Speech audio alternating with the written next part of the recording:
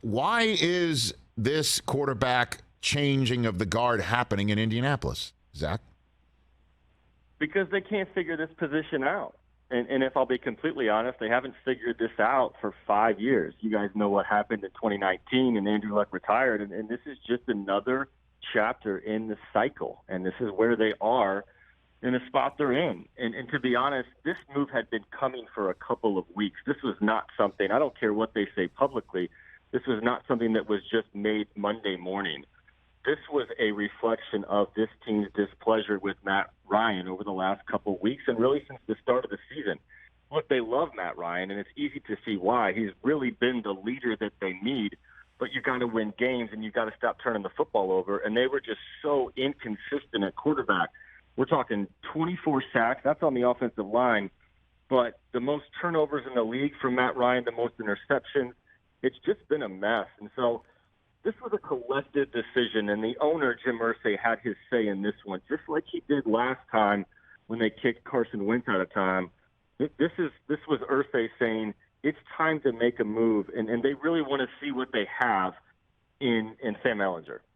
So Ryan being sacked as much as he's been sacked, that don't you think that has something to do with turnovers and fumbles and rushed passes potentially? I mean, I haven't watched every single snap of Colts football this year, as I'm sure you have. Walk me through the parsing of blame on this front.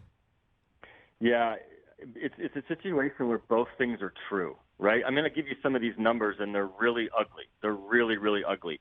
80 quarterback hits, the most in the league, 110 pressures, that's the third most, and 24 sacks. 24 sacks is more sacks than they gave up in 17 games on Carson Wentz last year. So that's completely on the offensive line, and Matt's done just about everything he can to avoid them. He's a tough dude. He's taken some shots, and he's gotten back up. But what he hasn't done is helped himself. And so it's not an either or, it's a both and. Both are guilty. Like, the quarterback hasn't overcome the problems. But here's the interesting thing, Rich.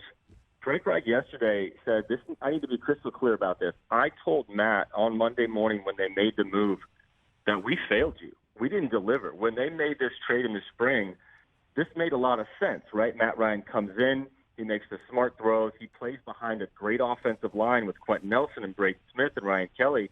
And he's got a great running back, right? JT, Jonathan Taylor, 1,800 yards last year. On paper, it made a lot of sense. But what Frank Reich told Matt Ryan yesterday, we didn't deliver. And Matt Ryan didn't either, but it's impossible to put this move in context without explaining how much this offensive line has regressed in the last year. It's staggering, and it's really hard to figure out why. It is, and I'll tell you what, Zak Keefer, The Athletic, covering the Colts here on the Rich Eisen Show. I picked the Colts to win the division because of exactly what you laid out right there. You put Matt Ryan and his decision-making skills behind an offensive line, maybe the best he's ever played behind. You know, I mean, that has been the staple of the Colts since Chris Ballard has come aboard, despite the changing of the veteran quarterback guard, that the offensive line up front has been terrific. And that game against the Broncos, I mean, at one point, poor Bernard Ryman, out of Central Michigan, I mean, the holding calls and the pre-snap penalty calls on him. It was it was one of those want-to-get-away commercial type first halves for him. So what has happened to this offensive line, Zach? You know, it's funny. I think they were emboldened by the success they had with Phillip Rivers a couple of years ago. They were the best offensive line in the league that year. I think they allowed 20 sacks the entire season. Part of that is Rivers' ability to get the ball out. And then they go get Carson Wentz last year. And Carson didn't get enough credit for this, but he avoided sacks all year long because he's a big athletic guy. Ryan's not able to do that, but that doesn't answer your question. What does is the fact that Quentin Nelson has regressed, and if you watch the tape, you can see it. Ryan Kelly has regressed. If you watch the tape, same thing. Braden Smith, their right tackle, they're on their fifth different combination on the offensive line, and we're 7 games in, which tells me they don't know what the heck they're doing. They don't have the answers. And the fact that they don't have a star quarterback and they don't have a guy who's going to overcome that. Now, they used to, but he retired.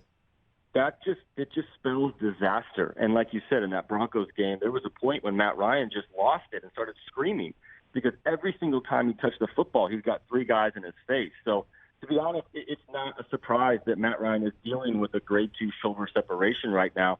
I'm surprised this didn't happen a couple weeks ago because this is the most expensive offensive line in the league. That's another part of this. We're talking 3 top 2-round picks, including 2 first-rounders in Ryan Kelly and Quentin Nelson. The most expensive offensive line in the league is playing like the worst offensive line in the league. And I don't care who you have at quarterback, unless it's maybe Lamar Jackson or Josh Allen or Patrick Mahomes, no quarterback is going to overcome that much pressure every single down. And that's, in that regard, that's where they have failed Matt Ryan. Catch the Rich Eisen Show every single day on the Roku channel, 12 to 3 Eastern, for free.